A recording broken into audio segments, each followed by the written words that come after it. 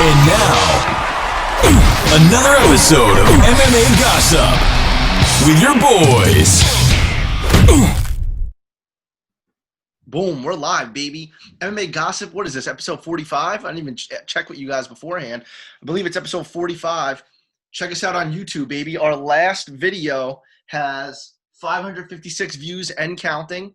So all of our socials, at MMA X Gossip.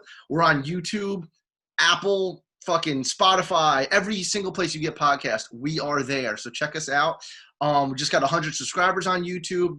Like I said, 556 views and counting. We're doing big things, baby. And this is our first annual MMA Gossip award show. We got some trophies to give out and all of that. So we'll have a lot going down. Mike, he's going to do the usual, run us through it. But I'm probably forgetting something. I'm just fucking pumped up for the awards. So congratulations in advance to all of our winners. And stick around, see who won MMA Gossip Best Picks, Best Underdogs, Best Locks, whole nine. All right, baby, we're going to start with the awards. So I'm just going to run down through every category so that everybody knows what's coming, and we'll start from the top.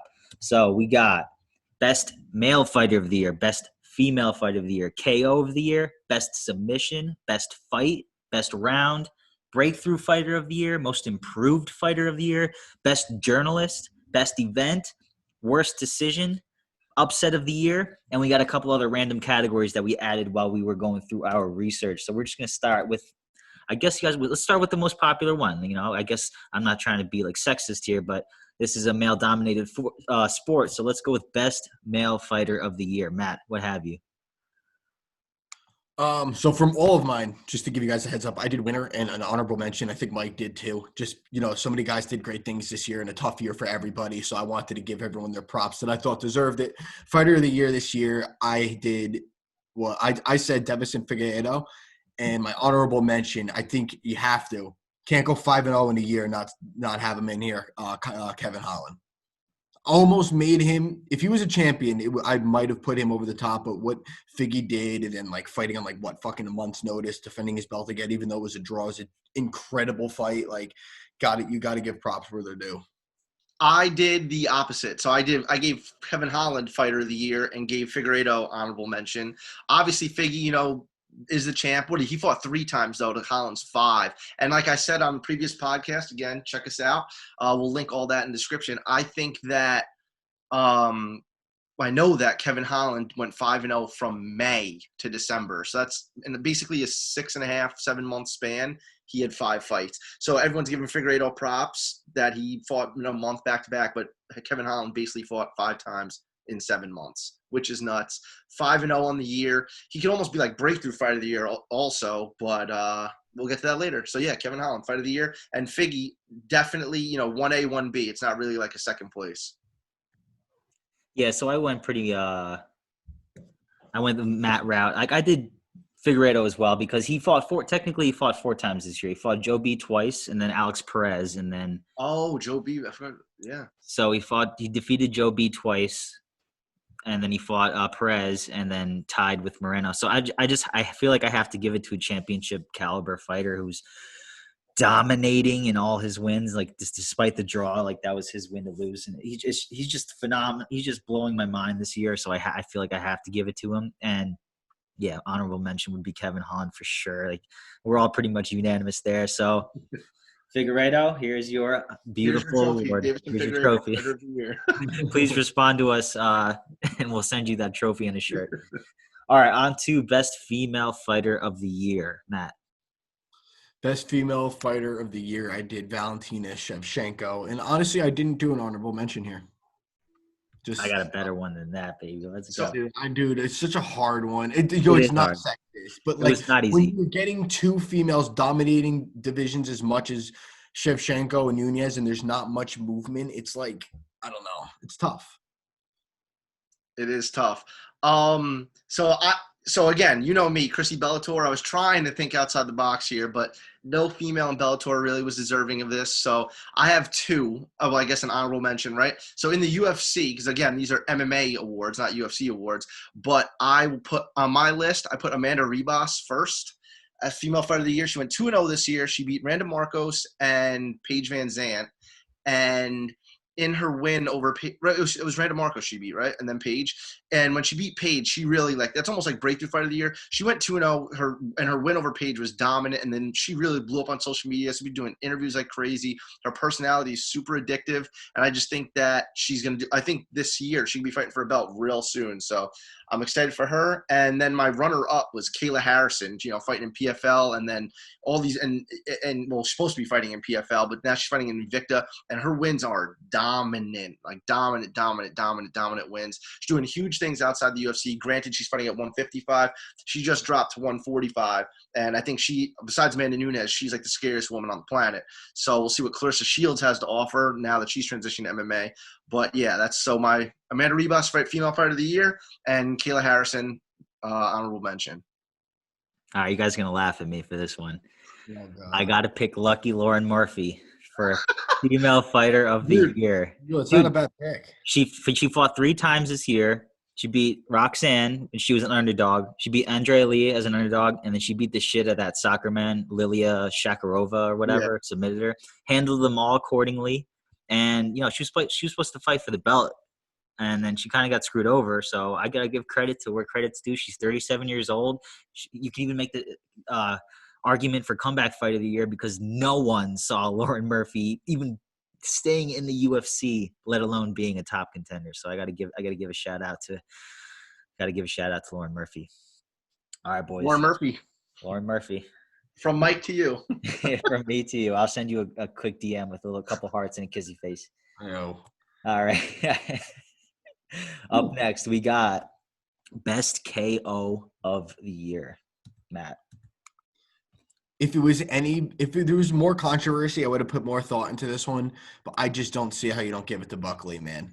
Like that KO is just fucking retarded.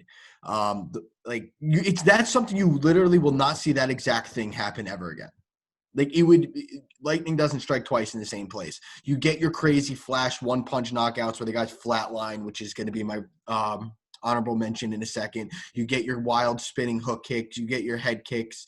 But to do it on one leg off of a caught kick, like the explosion, the fucking athleticism, the power, everything, Buckley. I don't think you're going to make much in the UFC, but you get this much. And then my runner-up, a lot of fan bias here. I gave it to Cody Garbrandt against the Sun Sal. Dude, I was really close to giving to Holland, but I have Holland in like 3 awards. That knockout was so sick too. Like even though it wasn't as unorthodox as Holland's, the way he just set it up and literally threw a bomb from his hip, flatline, put his hand in the air and walked off. The whole thing was cool. So Cody Garbrandt gets my honorable mention. Also the fact that, you're saying the Cody Garbrandt, I think about the Kevin Holland, but when he knocked out Buckley and raised his hand too, it's like, yikes. Anyway, my knockout of the year I gave to Beneil Dariush over Jakar Close. The commentators, everyone went wild. Not to interrupt you, I almost put that as my best comeback. Dude, that fight was crazy. I remember Rogan and DC and Anik were going nuts. They're laying on each other. That pick is memeable forever. Cormier goes, holy shit smokes. It was crazy. Like they were going wild. That was just nuts. And who saw that come from Beneil Dariush? Obviously the Buckley, it's the second most viewed video ever in UFC history, only number 2 to number 1 being McGregor riding his bike, but that's neither here nor there. The one he goes da da da. That's the most viewed video ever in UFC history. But with that being said, Dariush, knockout of the year.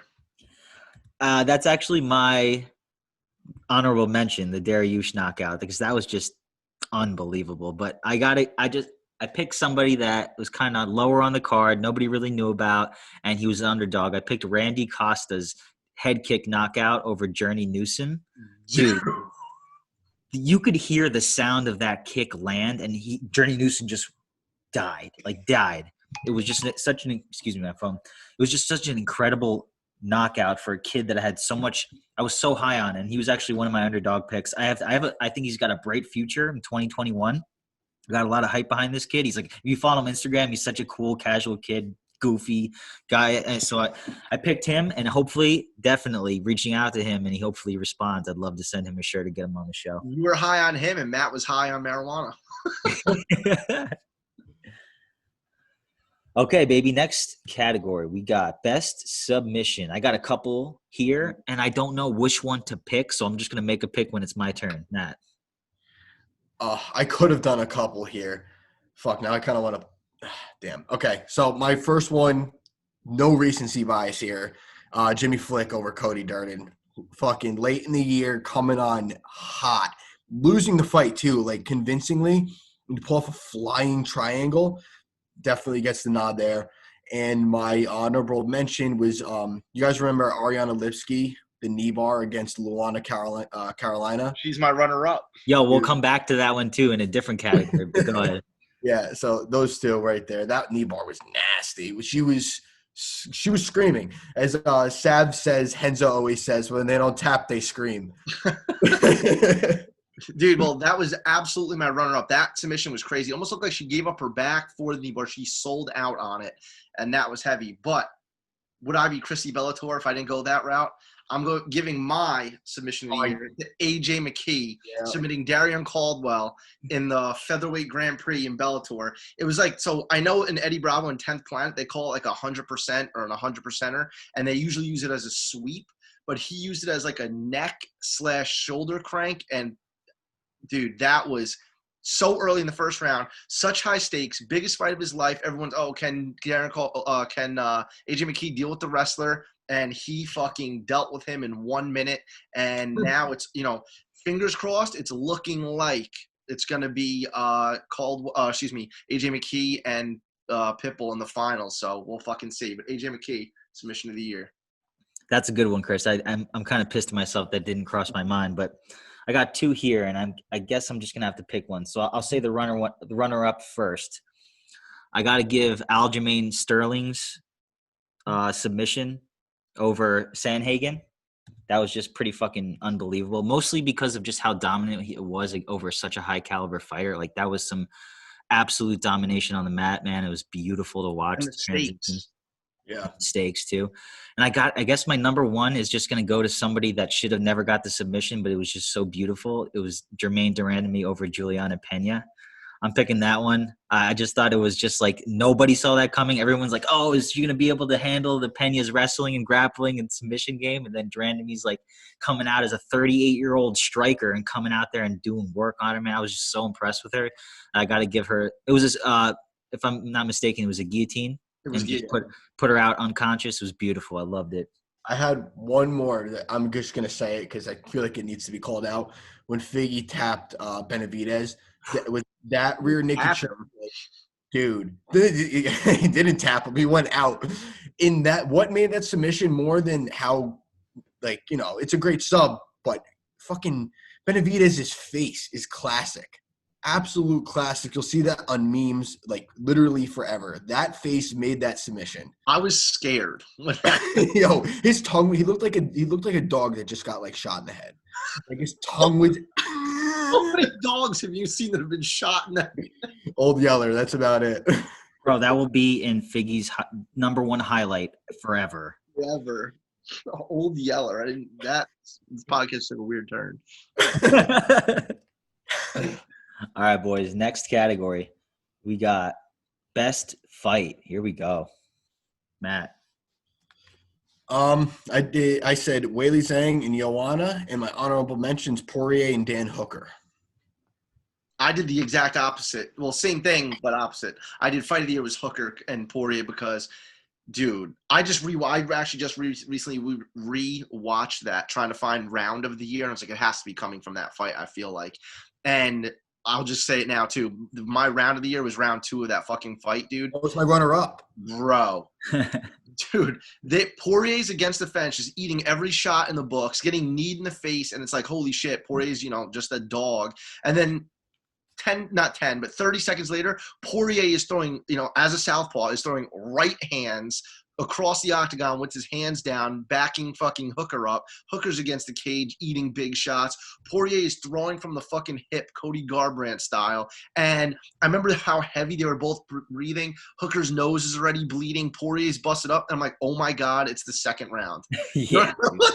Dude. The fight was hard to watch, That man. fight was fucking insane.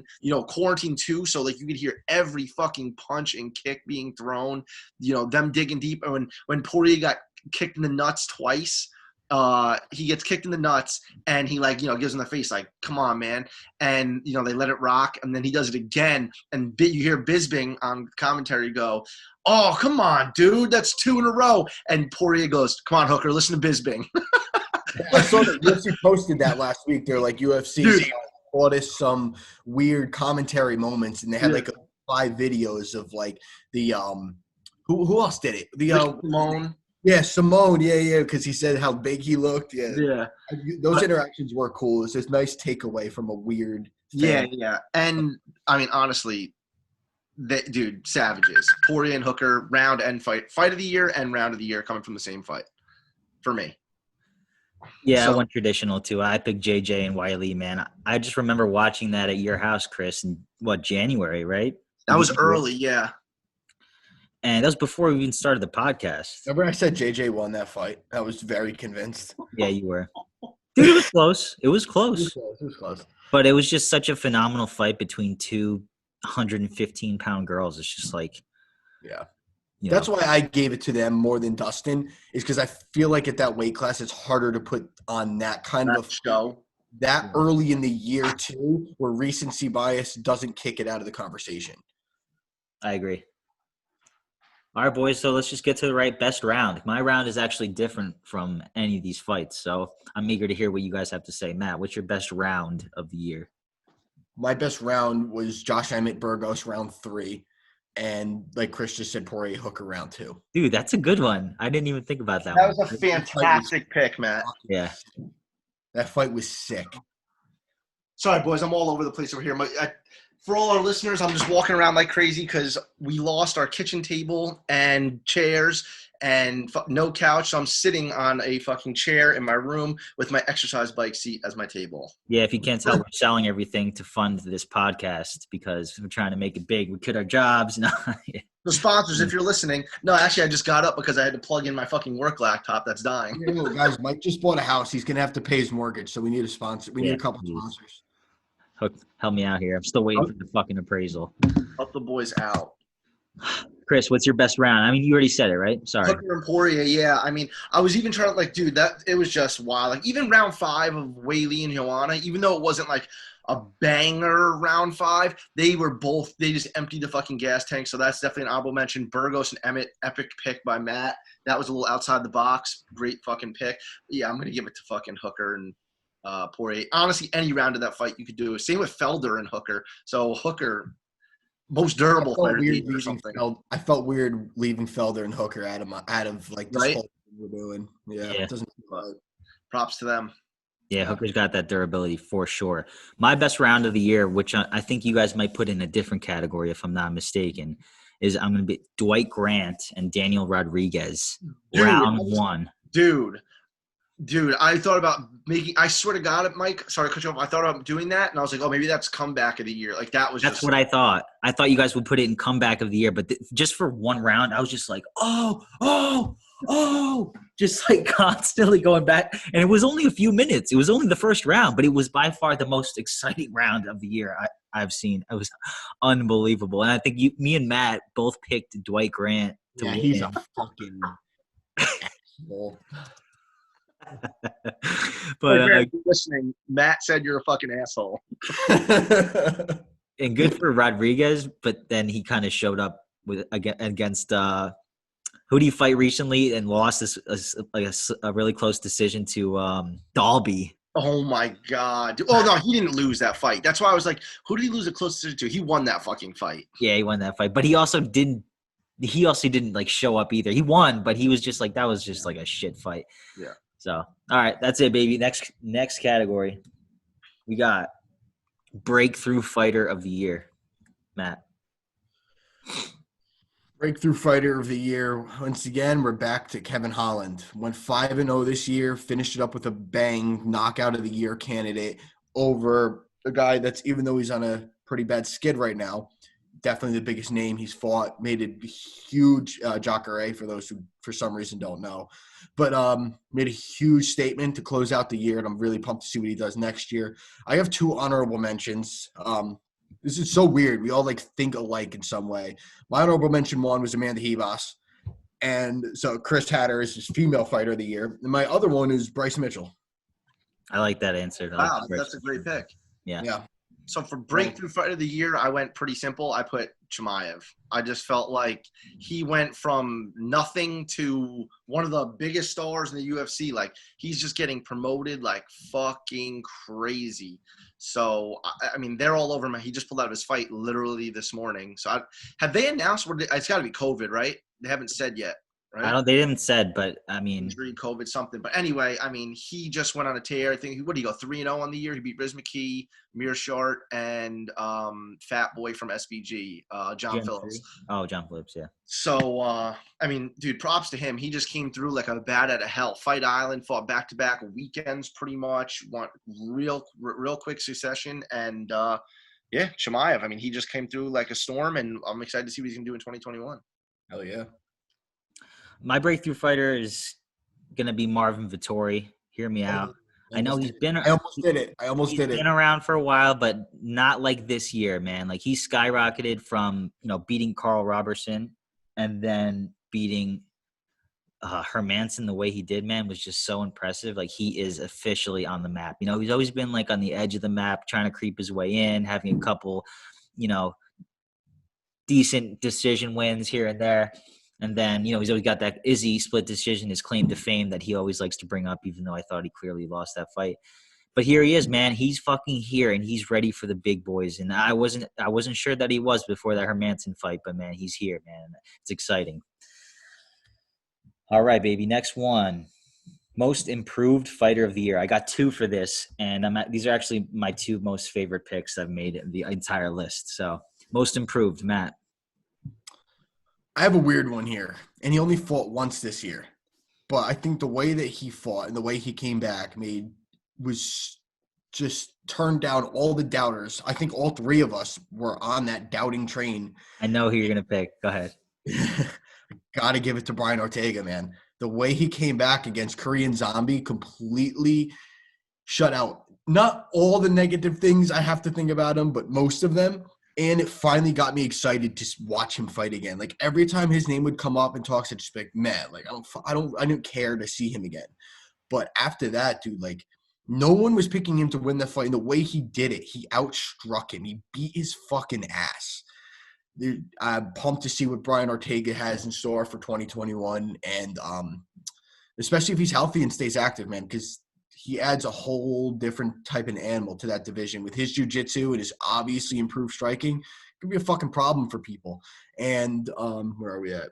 Another most improved guy a lot lower on the totem pole, but I wanted to give him props because I think he had 2 solid wins this year after never fighting, like, ever. Gavin Tucker. Thought he was – wow. Dude, I like that pick a lot. Pretty solid year, man. Pretty solid year. And I wanted to hunt down one of these guys that, like – he thought he was in a good situation. Like, Mike, how you said it yourself recently, Chris, you probably said it too. The guy's got a lot of fucking tools. He just never fights. And this year he said, fuck it. In a year where you could fight as much as you want, I'm going to make up for some lost time, and I'm put my name back on the map. And that's exactly what he did. Yeah, man. He looked great against Billy Q, man. Yeah. So good. Well, we like you said, Matt, we all think the same. Brian Ortega, I feel like, is the obvious choice for this one. Dude, he has probably some of the best jiu-jitsu in MMA as a whole. And then the fact that his striking looked that good, he won a 5-round stand-up fight against fucking Korean Zombie, which no one would have fucking guessed. So, got to give it to him. My honorable mention, the reason I didn't pick him, and hear me out here, was Brandon Moreno. And only because the only reason I didn't make him was because of kind of a 2-year most improved fighter. Because 2 years ago, Brandon Moreno was not in the UFC anymore. Came back, had a draw. 2019 was like an okay year for him. Came out like a bat out of hell this year. I think he went 3-0-1 this year.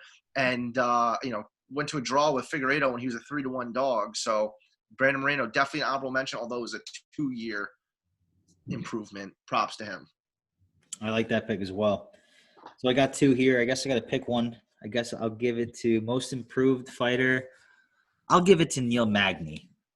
And I'm not happy about it, but I'm one of those haters on him, man, because you know how many times we've seen him get absolutely murked. We've seen him give up in the octagon, But then he comes out and he's just got some flawless performances. I think he fought 3 times this year, and he dominated against Rocco Martin. He dominated against Robbie Lawler.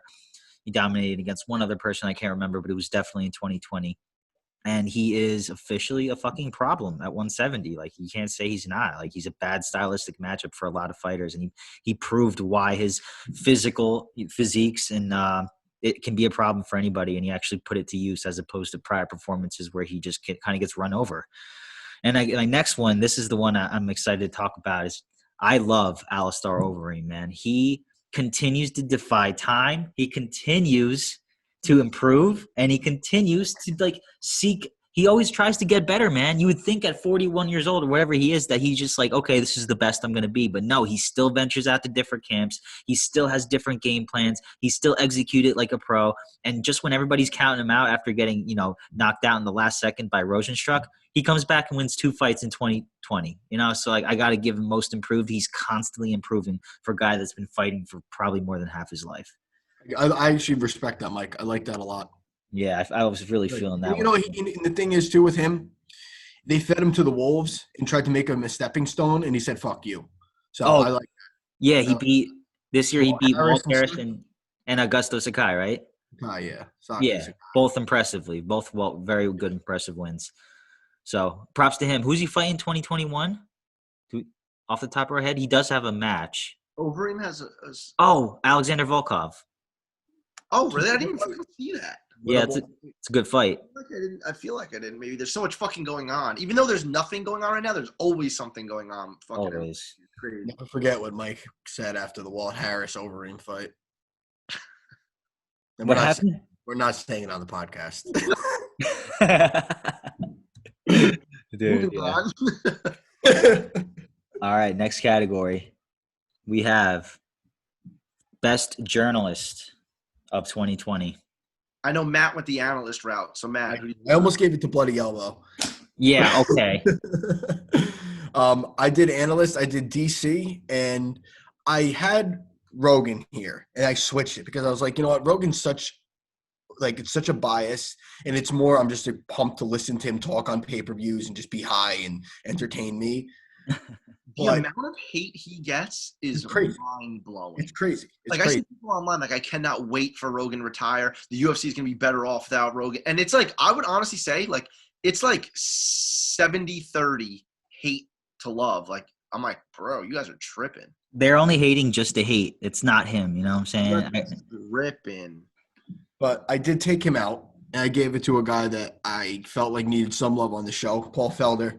Not only is he fucking doing some of the best commentary in the game, he's stepping in to fill in for fights, late notice, always in shape, always ready to go. He's such a weapon for the UFC. He does whatever they ask him to do. He's game for anything, whatever benefits the company. And his commentary is always on point. So I got to give Felder an honorable mention here. But I just enjoy DC's breakdowns and how in-depth he goes when he talks about when he's going through a fight so much. So I still think that in terms of actual analysis, DC's better. But Felder just does so much for the UFC as an employee that got to toss him in there. Yeah, I love all those guys, honestly. I love Bisping. It's hard to pick, man. Bisping's just get up. Bisping is the sprawl and brawl to a T, and his commentary shows that. Rogan I love his just genuine enthusiasm. Same with Cormier. Plus, when any type of grappling or wrestling or clinch or anything is initiated, Cormier says, oh, move your left foot back, do this, do that. And it's holy shit. You can tell that man's life has been dedicated to doing exactly what he's doing. Felder fucking coming basically out of the booth to corner. What's his name? And that's another thing. Corner. Jared Gordon. And then literally stepping out on 4 days' notice to fight RDA. It's goddamn, give those boys props. But Journalist of the Year, obviously, the classic is Ariel Helwani because he just is the best. He gets the first scoop on fucking everything there is. I wanted to mention Brett Okamoto because Brett Okamoto, working for ESPN, obviously getting the literal inside scoop, insider trading because he works for ESPN, owned by Disney, obviously. But I wanted to go a different route, and I'm going to say the schmo. For you guys know me, I love the backstory behind fighters and like the gossip. I love that shit.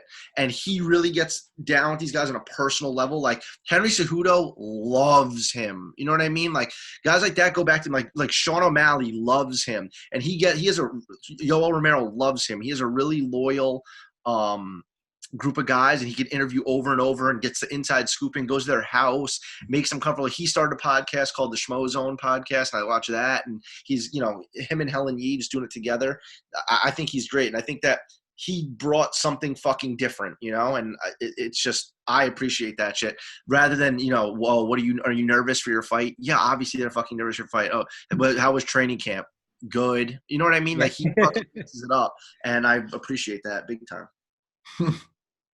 Yeah, that's a good one, Chris. I got to give you that. So I just went with a kind of guy like it's kind of low on the totem pole that maybe not everyone knows about. I picked James Lynch. Oh, James Lynch is awesome. Yeah, James Lynch is very low key awesome. He gets all the interviews of he'll be a week ahead of the fights, and he'll interview like 3 or 4 fighters on that card for the upcoming fight, and you get the inside scoop on like all those 3 or 4 fighters, and he does it on such a consistent basis, and it's such a it's like not a great production. Like he works for odds.com, which is not a big platform by any means, but he still gets the names out there. He's so well spoken.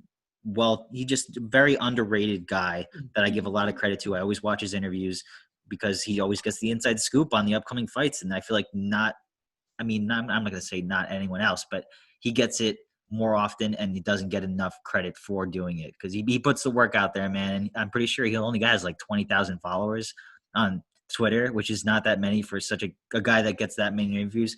So I expect big things from him in 2021, and I think he'll burst on the scene a little bit more and more as time goes on. I got a lot of respect for him. That's an epic pick. He's like a good person. Like if he was a stock, he's someone I would invest a ton of money into because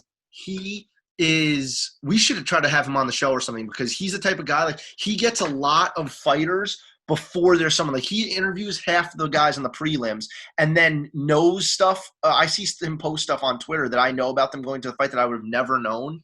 And it's going to pay off. Like all it takes is one of those prelim fighters to win a couple fights and make a run. And James Lynch will always have, his phone number, just have him, oh yeah, I did an interview with him already. He's a good guy. I'll do it again. And then when they're main eventing, he's going to get it again. You know what I mean? So exactly. Yeah. You got it spot on there. He's got big things for him for sure. I think so. Okay. Next, best event of 2020, Matt. This has to be UFC 249, man. Just everything around it. Like world's on pause. Ferguson, Gaethje get together, say, let's go fuck each other up.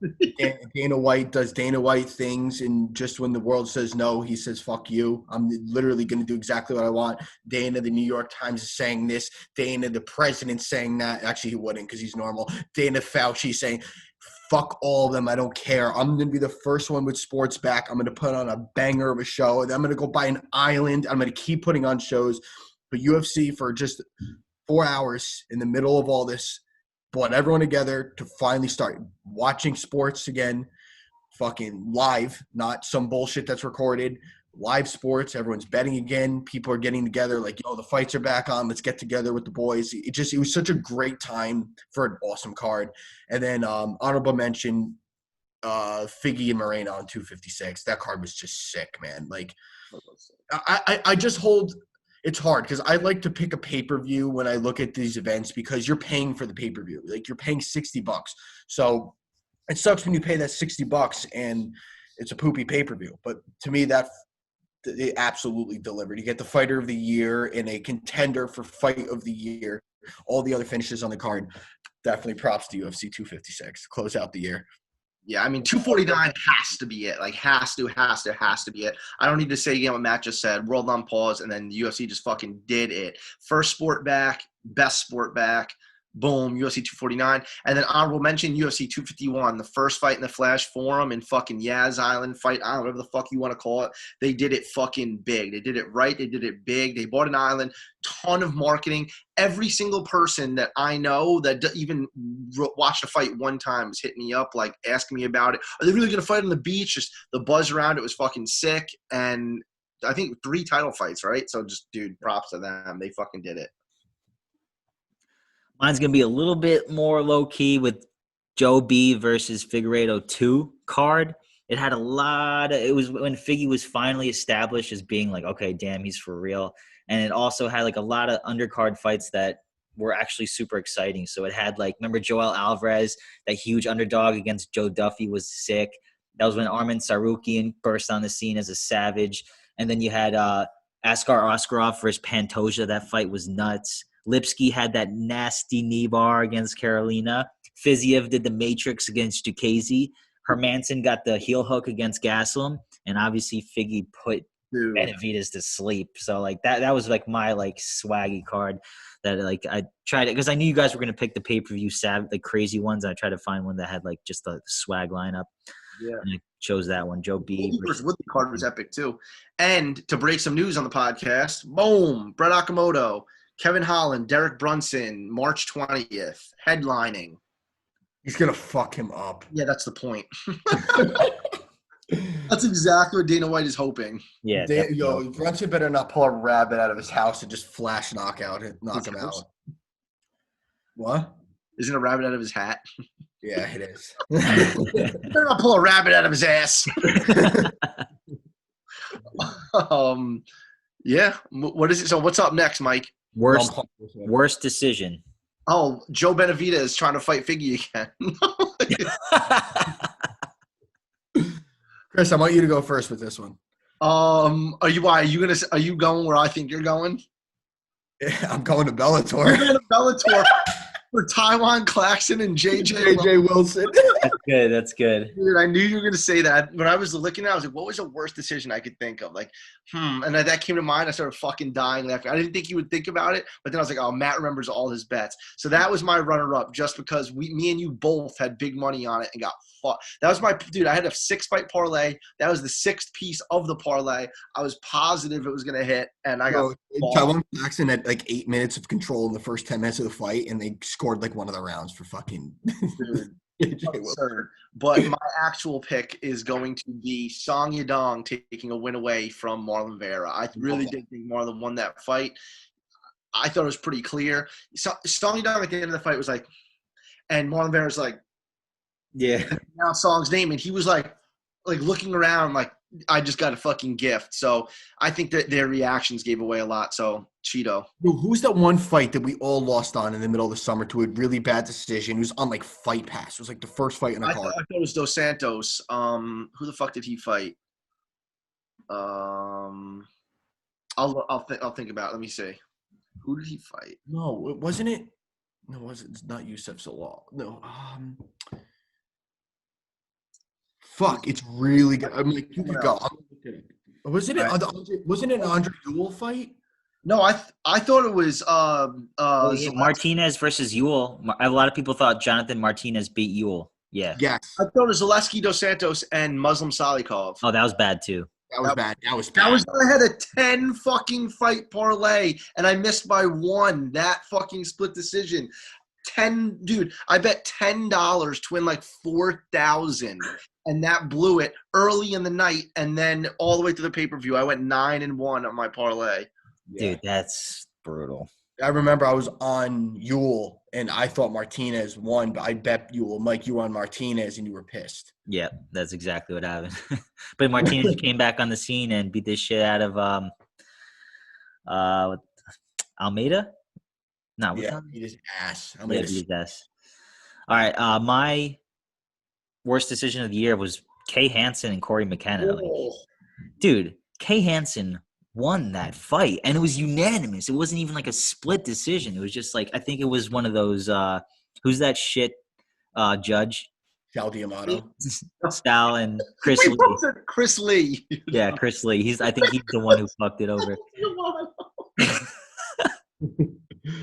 Yeah, that was my worst decision of the year because Amato sucks too, man. I've tagged Dana White in some fucking post ripping into Sal D'Amato. and then Twitter sends you a notification saying Yeah. you're Yet no the only longer time Dana White's ever responded to you is when you tag me in it, you dickhead. cancel it, asshole. Fuck you, asshole. Cancel it. Yeah, that's what he said. Fuck you, asshole. Cancel it. Dana probably just sees 1 or 2 tweets a day to his replies and saw that one. And was like, all right, let me reply to this one today. Because I knew at that time, like Fight Pass was like kind of newer, and everyone would always tweeted him that they were going to cancel it, and that would be the one thing that would trigger him, and he would always answer people. So I was like, fuck it. That was when he fought Shamil Abdurrahimov and Derek Lewis was the main event. Oh, Yeah. awful. Remember, Derek Lewis. I'm fighting Shamil Abuka Buka Buka Boo. It was the worst fight ever. Matt was so pissed. All right, boys. Next up, we have upset of the year. Matt. Fuck, I didn't have this one. Hold on. Oh, that's one of your extras, Mike. Yeah. It's Oh, one of is your- it? Yeah, go ahead. Let me think while you say. Go ahead. All right, cool. I got 3 anyway. Yo, wait, real quick. Oh, you have it? Oh, shit. Jerk off, cancel it. Amazing. At Dana White. How many people liked and responded to that tweet? I wish I knew. In the moment, it was already. Oh, it was so many more than that. Yeah. I took it like right. It was at 52 within 30 seconds. Dude, my phone was blowing. My phone died because it was blowing up from. Yeah, everyone's like, "Way to go, Dana! You tell him." Yeah, fuck that kid. I'm probably one of those kids like, yeah, fuck that kid. Dude, that's fucking unreal. That's unbelievable. So my upset of the year, I had 3 of them. I had Verdum beating Gustafsson at plus 275 odds. Matt, this one's for you. Derek Brunson upsetting Bazian. I Yeah. bet on him. I know. Yeah, that was an I upset. had one put away for this. I don't know why I didn't put it on my list, so I can actually speak to this. Who the fuck did I think? And my last one I was put, yeah, that was gonna be mine. Jan over Reyes. Yeah, that was gonna be mine just because he was for a title too. And I have an honorable mention would probably be like Munir Lazez beating Al Hazak. But Yeah, fuck that. I know who mine is just because statistically, and then think about this. Shayna Dobson is statistically the biggest underdog of the year, and I think one of the biggest of all time. When what's her name, Agapova or Agapova, they were saying was minus 2,000 and lost. If I took that full line, I wouldn't be here right now. Dude, that's absurd. I remember Another one, low key also comeback of the year, even though we're past it, was what's his name beating Woodson.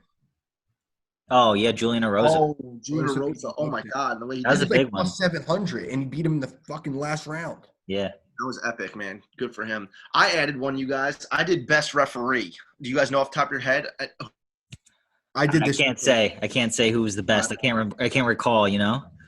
I said Jason Herzog. I was gonna say Herzog too, dude. He's the one that comes to mind.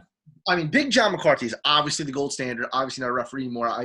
You know me, I love Bellator more than anything, but his analysis is great too. I just wish he could sign something where he could still referee fucking fights, dude. Because he is he made the rules, so he's the best referee ever. But he takes control. Like if there's a nut shot, he goes, you here, shut the fuck up, don't talk to your corner. The end. You know what I mean? Like he has control of every situation. When a fighter's rocked or wobbled, normally the ref walks over to his corner and he's like this. Like McCarthy will talk to them super casually. Like I remember McGregor after the third round of the Nate Diaz fight. He goes, "You good, baby?" And McGregor looks at him and goes, "All good." And he goes, "That's what I love to hear." You know, and he walks away. That's all he. You know what I mean? Like he's just always in there. So, and moral of the story is I see that in Herzog. Herzog really takes control of the octagon. When there's a nut shot, when there's this, when there's that. He takes points away when points need to be taken away, and he's just there. Like as stupid as it sounds, pause the action to pull a girl's bra down or underwear up, and he's just like, just perfect. I think he's just doing really good. Herb Dean, he gets a lot of slack. I mean, if I'm in a main event though, and I'm fighting, I want Herb Dean as my referee. Just I had Herb Dean as my best ref, and my honorable mention was Mark Smith. Mark Smith is great too. A lot of these guys are good. The refs. like Herzog's involved in a lot of late stoppages. That's the only reason I didn't put him in there. Yeah. Like, there's a lot of them as a late stoppage. It's like, oh, it's Herzog. Yeah. I added a couple too. I did best comeback, best newcomer, and best camp. Best comeback, I did, Mike, you said it earlier, I did Daniel Rodriguez over Dwight Grant. And my honorable mention was Chase Hooper subbing Peter Barrett and costing me $100. Best newcomer. I wanted to split this up from breakthrough just because I felt like it was fair because the guy breaks through on the roster. Yeah, those are two different Best things. Newcomer, I did Kazamat, and another one, my honorable mention, I did Tapora for you, Mike. Taporia, yeah, man. He's a savage. And best camp, I did City Kickboxing, honorable mention, ATT. Just because they have half the fucking roster. It's just the mega. Yeah, it's just they have everybody. Yeah. I got a couple. Hold on, I got one more category, I think. Hold up. 2. All right, so my bullshit of the year. This is like super broad. Like you can say anything about bullshit of the year. My bullshit of the year was slow Mike Rodriguez losing to Ed Herman after he should have won. And then Ed Herman playing the low blow game and then getting that submission, man. That was some bullshit if I've ever seen one. That was like when Diego Sanchez said he couldn't finish that whatever fight that was. Yeah, with Pajeda. He literally asked, will I win? They're like, yeah. They're like, all right, I can't finish. Yeah. Literally. And I got my last category was domination of the year. Like who was like the most who had the most dominant performance. I have one. I chose Ortega over Korean Zombie, which was ridiculous. And then I chose Thompson over Joff Neal was pretty fucking one-sided. And then I did Oliveira over Ferguson. And Figgy on Joe B. Yeah, dude. Yeah. That was or I mean, even honestly, if you want to, McGregor and Cowboy. You dude, absolutely. Domination. Domination. But when I think of domination, I think of like you beat the shit out of them for 5 rounds, but you can make the argument. Quarters, make them fucking miserable. Like there was not 1 second of the fight where Korean Zombie won. Not one. Not one. You're right. Well, boys, moving on to potentially the most important part of this podcast. All right. I'll talk to you guys later. The podcast record. We should have put a start date. I don't know when we started these, but all thanks to Mike. I'm pointing at Mike on my screen. I don't know if I'm pointing at him in your screens. But anyway, Mike kept the podcast. We did underdogs, picks, and locks. So let me explain this so I have this on the record for all of you guys. We do not pick bigger than minus 300 favorites unless there's more than 5 of them on a card. So more of the story, when we have locks, it doesn't always mean that, we could pick a minus 700 every time if we fucking want to. And our picks could be underdogs. You know what I mean? Like in blue, our picks could be underdogs. So here are the trophies. Coming in with a 12-12 record, which is so fucking impressive and so hard to do, we have our very own, the picks keeper himself, the underdog king, Mike Alessandro. Crowd goes wild, baby. You know what I was thinking? If I put $1,000 on every underdog I picked this year, I'd be up money. Whatever you do, don't do that next year. Yeah. Don't do that next year. Me and Matt battled to see who was more atrocious at picking underdogs, and it was a close fought battle. Yeah, look, we got Matt one more than Chris. Amazing. Coming in with a record of 42-29 for the MMA Gossip Picks Award, yours truly. My picks were ass. One thing I want to mention with the picks as well. 1 week, all 3 of us went undefeated in the same week. It was an easy week, and we did not fucking track our picks. 4-0 across the board. So you really could have had 4 wins to this. We didn't start tracking these picks till like really middle of the year either. Chris, and your picks started out, you were like below 500 for like the first 2 months. I know. And then I just went on a hot streak, baby. So yours truly. Yeah. Next up. Thanks, Greg Hardy, you fucking asthmatic dickhead. Up until literally the very last fight, or the very last card of the year, the double champ with the locks of the year, yours truly, baby. I should have bought a belt for myself so I could have worn them on each shoulder. I'd have been like this. And Mike, this is you. Well, yours is right here. So we have picks, locks, and dogs. Close all around. It came down to Anthony Pettis and Greg Hardy, last card of the year, and I was able to sneak that shit out. They say that – so I saw online somewhere that to be like a professional sports bettor, you should be winning like 60% of the time. Yeah. And like we said, our picks – all of us were positive in picks. Not one of us was sub 500, which I think is nuts in itself. All of our locks were more than, I wonder what the fuck that would be. It's got to be like 60, 65% on our locks. And our dogs, obviously, I mean, we're picking big dogs here. Mike was 500 with underdogs, which is fucking bananas. So props to him. I think that's by far the hardest one. So we'll see. Next year we'll track them. And I think it'll be even, it'll be cool to see on a much wider scale. We have a full year of picks, what we're up to. But all right, I'm going to wipe this slate clean, boys. That's it. I got the pick. Yeah, I have it on my phone. I'm pumped for a full year of this. That's what I'm saying. It'll be really cool to see because we're going to go through lulls. We're going to go through hot streaks. You know what I mean? Yeah. All right, boys. That's the show. That's the show. That's it. That's the MMA Gossip Awards 2020. Like we said, this is our first year doing this. I want to say thank you to both of you guys. Before we get out of here, this is not easy going on here. You got to find out. All three of us work full-time jobs, plus the podcast, editing and fucking uploading to YouTube, making jiu-jitsu black belts to be.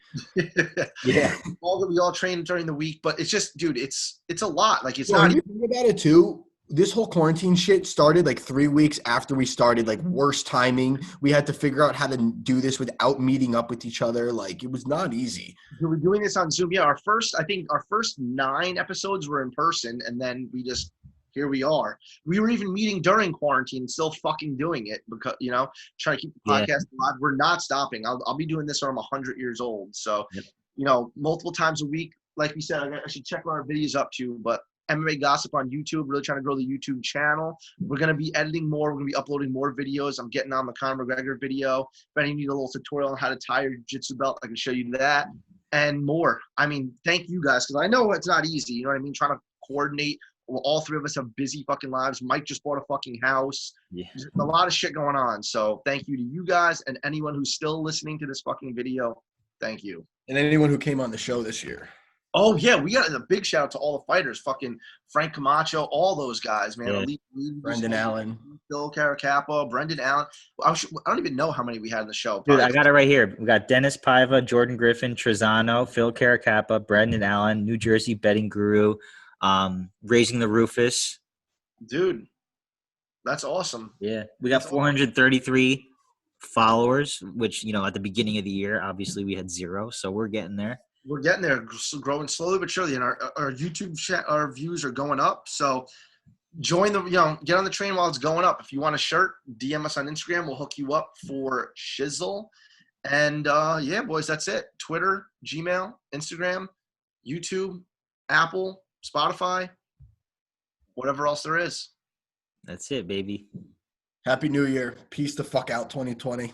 And obviously we'll be back before that first card on January 16th, I believe, right? So we'll be there that previous Wednesday, maybe even something else along the way.